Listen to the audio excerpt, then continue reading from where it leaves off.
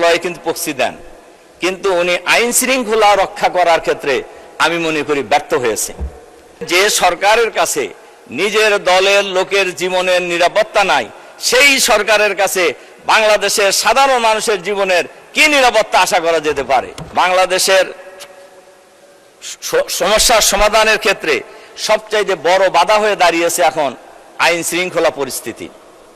আইন শৃঙ্খলা পরিস্থিতি গত 3 মাসের রিপোর্টে 100 দিনে খুন হয়েছে 605 জন, অপহরণ হয়েছে 196 জন। এটা হলো টিআইবির রিপোর্ট, এবং সেই রিপোর্টে বলা হয়েছে যে খুন যে হয়েছে 605 জন, এর মধ্যে সরকার দলের লোক খুন হয়েছে 288 জন। তাহলে সরকার দলের লোক খুন করলো কারা আর খুন হইল কারা? তাহলে দেখা যাচ্ছে যা হত্যাকাণ্ড হয়েছে, খুনের ঘটনা বাংলাদেশে যা ঘটেছে, এর প্রায় অর্ধেক মানুষ কিন্তু সরকার দলীয় হয়েছে। এর অর্থ হলো নিজের দলের লোকদেরকে নিজেরাই মেরেছে। এটাই যদি হয়, তাহলে যে সরকারের কাছে নিজের দলের লোকের জীবনের নিরাপত্তা নাই, সেই সরকারের কাছে বাংলাদেশের সাধারণ মানুষের জীবনের কি নিরাপত্তা আশা করা যেতে পারে?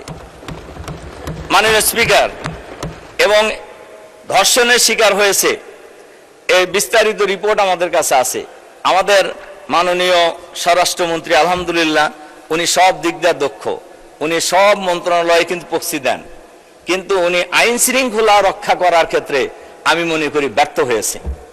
তার কারণ উনি আইন শৃঙ্খলা রক্ষা করতে পারেন নাই।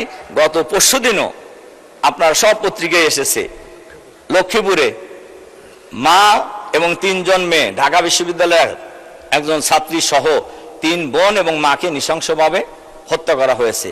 ধর্ষণের ঘটনা প্রতিনিয়ত হয়ে যাচ্ছে, কিন্তু এগুলো কিন্তু আইন শৃঙ্খলা বাহিনী এটা কতটুকু এরা মানুষের জান মাল ইজ্জত আবরু নিরাপত্তা বিধান করতে পারছে, এটা কিন্তু আমরা আসলে কেউই বুঝতে পারছি না।